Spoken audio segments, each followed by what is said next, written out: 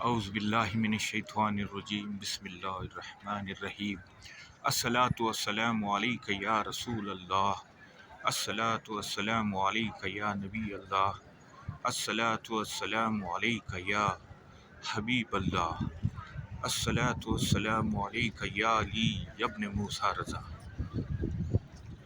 یہ وہ در ہے جسے در امام علی رضا علیہ الصلاۃ والسلام کہا جاتا ہے۔ یہ طوس ہے، امام کی وجہ سے اسے مشہد مقدس کہا جاتا ہے۔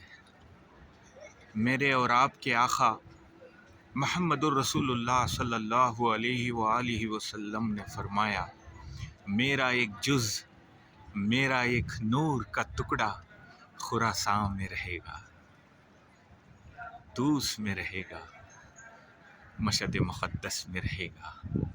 یہ وہ در ہے جسے در رضا امام علی رضا علیہ السلام کہا جاتا ہے۔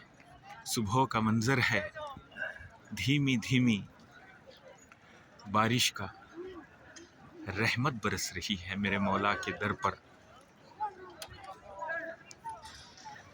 جب ایران کی حکومت مامون رشید نے سنبھالی تو ابن عربی سے فرمایا، میری حکومت کو کن سے خطرہ ہے؟ تو ابن عربی نے کہا کہ آپ 3 لوگوں سے آپ کی حکومت کو خطرہ ہے۔ وہ آپ کا بھائی جو امین ہے اس سے خطرہ ہے، اپنے وزیر سے خطرہ ہے، اور یہ ایک ہستی ہیں جو مدینے میں ہے، علی ابن موسیٰ رضا، ان سے بھی آپ کو خطرہ ہے۔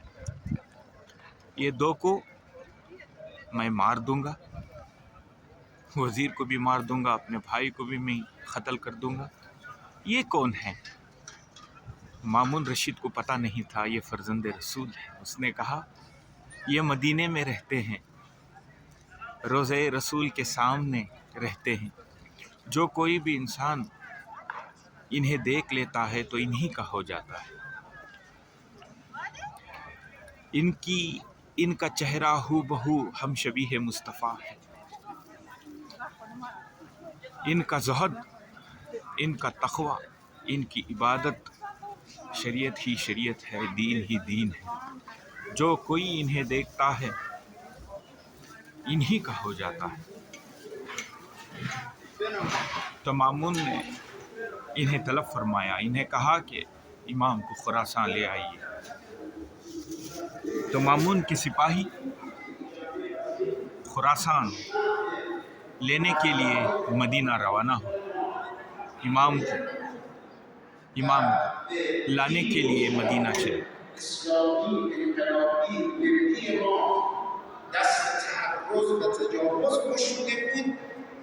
رزمندگان غیرتمند اسلامی و ایرانی در 8 سال دفاع مقدس با حضور در جبهه‌ها از این ناموس ارزشمند، یعنی کشور، وطن، انقلاب، دین، شرافت و عزت و استقلال ملی دفاع کردند، شهید شدند، جان دادند برای اینکه ناموس وطن و ناموس کشور و ناموس انقلاب و دین و نظام در معرض تهاجم و تعرض اجانب و دشمنان قرار نگیرد.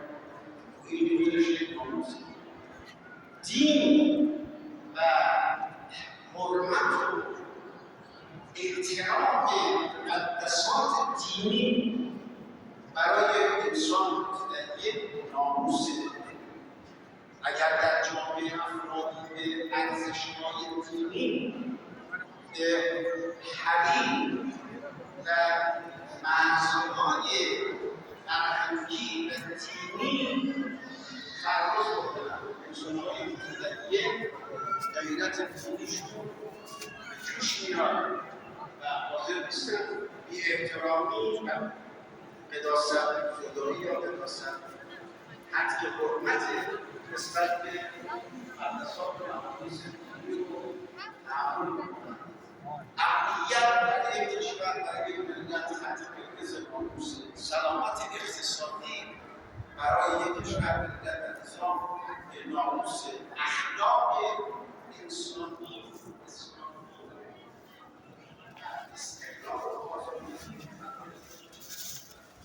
تو میرے مولا مدینہ منورہ سے قافلہ کارواں نکلا، بنو ہاشم سے فرمایا، اپنے خاندان قبیلے سے فرمایا، میں خراسان جا رہا ہوں، واپس نہیں آؤں گا۔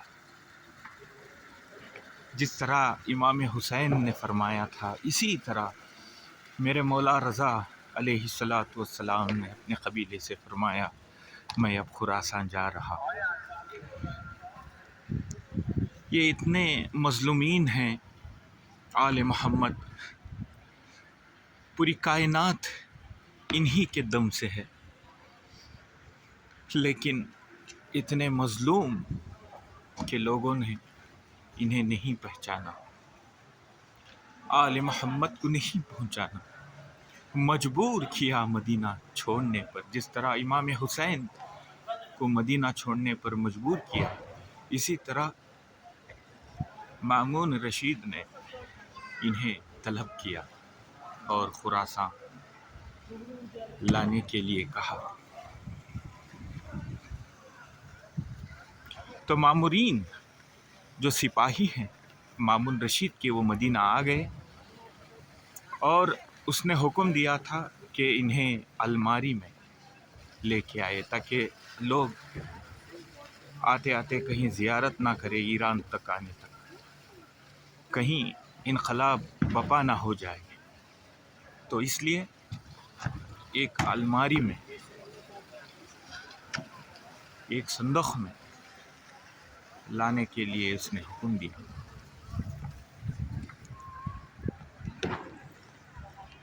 تو سواری تیار ہو گئی، نکلے، چلتے چلتے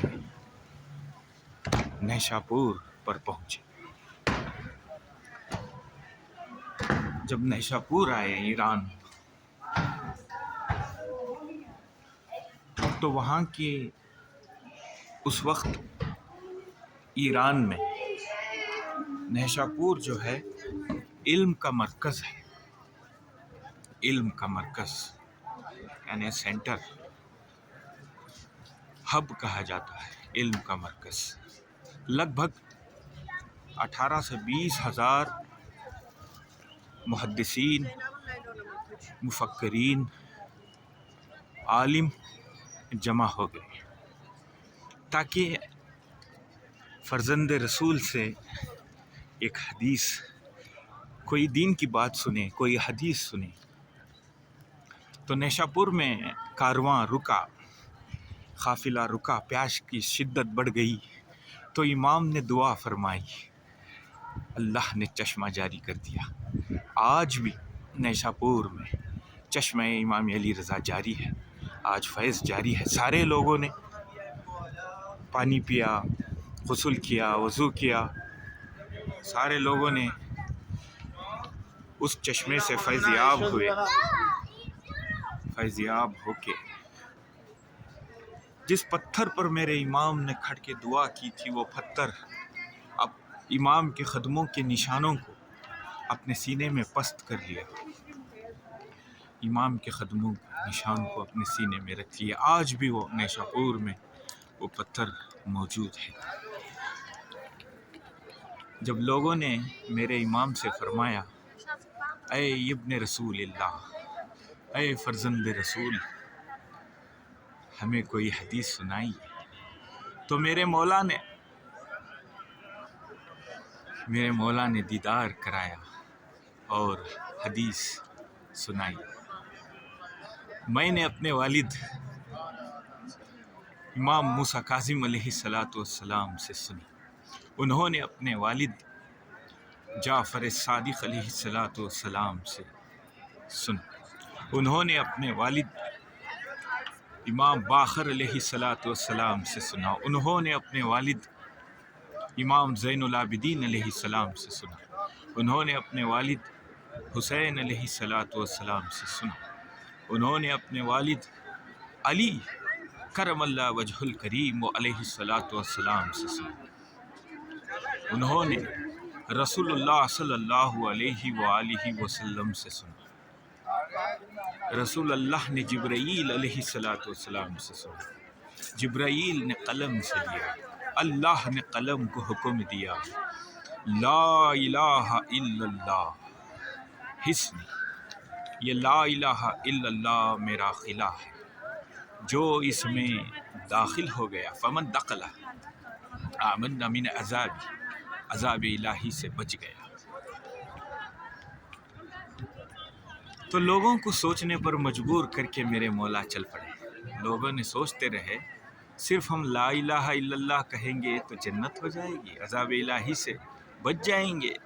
تو پھر میرے امام علی رضا علیہ السلام نے سواری کو رکوایا، پھر مڑ کے فرمایا بے شروطہا، اس کے شرائط ہیں، اور پھر کہا وہ انا من شروطہا، میں انہی شرائط میں سے ایک شرائط ہوں۔ تو میرے امام نے یہ کہہ کے چل پڑے۔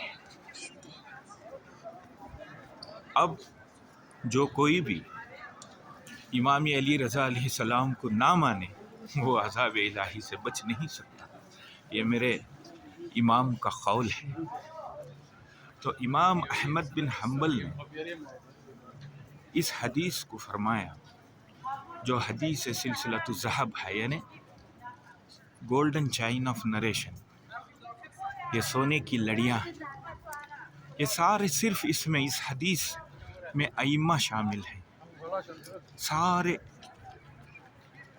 خلیفہ رسول، جانشین رسول، امام کے ائمہ ہیں، امت کے امام ہیں، اس میں کوئی غیر معصومین شامل نہیں۔ امام علی رضا علیہ السلام سے لے کر اللہ تک یہ معصومین سے روایت کی گئی ہے۔ اس کی سند، اس کا متن جو ہے معصومین سے ہے۔ امام احمد بن حنبل نے فرمایا اگر اس کی سند کو کسی دیوانے پر پڑھ دیں تو وہ اچھا ہو جائے گا۔ کوئی مریض پر یہ پڑھ دیں تو وہ شفا یاب ہو جائے گا۔ آج بھی اس کی کرامت موجود ہے۔ اس کے بعد خراساں آئے، طوس آئے، امام کی وجہ سے یہ مشہد مقدس ہے۔ مامون رشید نے میرے مظلوم امام کو زہر دے دیا اور شہید کر دیا۔ یہاں مشہد مقدس میں میرے امام علی رضا علیہ السلام مدفن ہے۔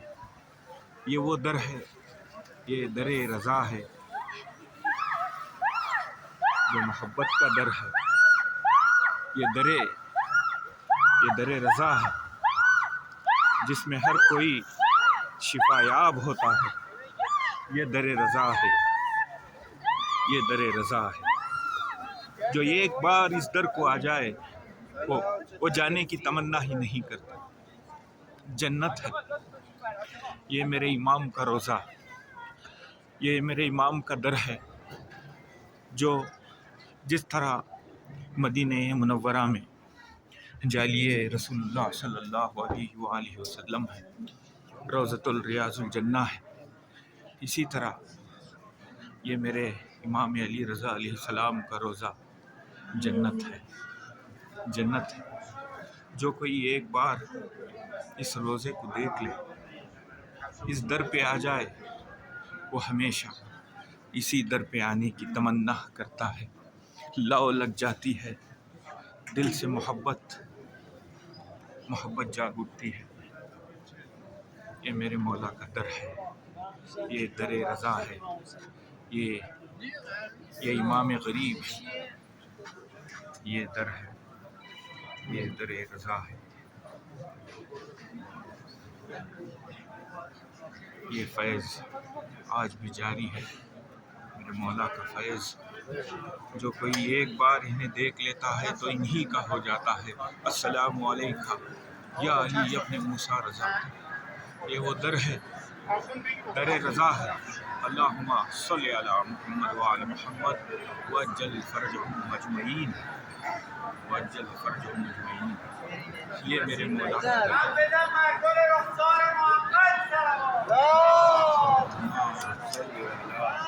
محمد وآل محمد۔ یہاں مشہد مقدس میں میرے مولا کا در ہے، یہ در رضا ہے، در رضا ہے۔ ہر کوئی آتا ہے محبت اہل بیت میں، محبت رضا میں آتا ہے، فیض یاب ہوتا ہے۔ تو اہل بیت کی محبت از روئے قرآن واجب ہے۔ سورہ شورى آیت نمبر 23 میں اللہ فرماتا ہے قل لا اسألکم علیہ اجرا الا المودۃ فی القربہ۔ اے حبیب مکرم، آپ فرما دیجئے اگر کار رسالت کا، اگر ہم سرکار کو اور اللہ کو کچھ دینا چاہتے ہیں تو سرکار کی اہل بیت سے محبت کیجیے۔ از روئے قرآن اقربا کی محبت نے سرکار نے طلب کی ہے، اپنی امت سے کہا میرے اہل بیت کی محبت۔ تو امام شافعی علیہ رحمہ نے فرمایا نماز میں جیسا جز سورہ فاتحہ ہے، نماز کا جز ہے، بغیر سورہ فاتحہ کے نماز نہیں ہوتی، اسی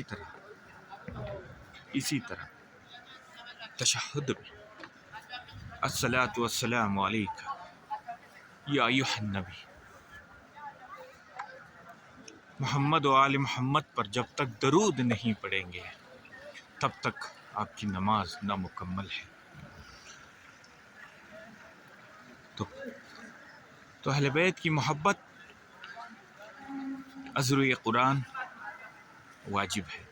بغیر اہل بیت کی محبت کے کوئی کامیابی حاصل نہیں کر سکتا، کوئی مومن نہیں بن سکتا۔ اے امت مسلمین، میرے آقا کی امت اس مسئلے پر غور کریں، غور و فکر کریں۔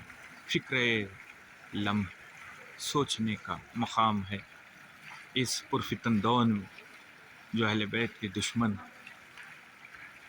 غلط تفاسیر، غلط احادیث بیان کر کے اہل بیت کی محبت کم کر دیا ہے۔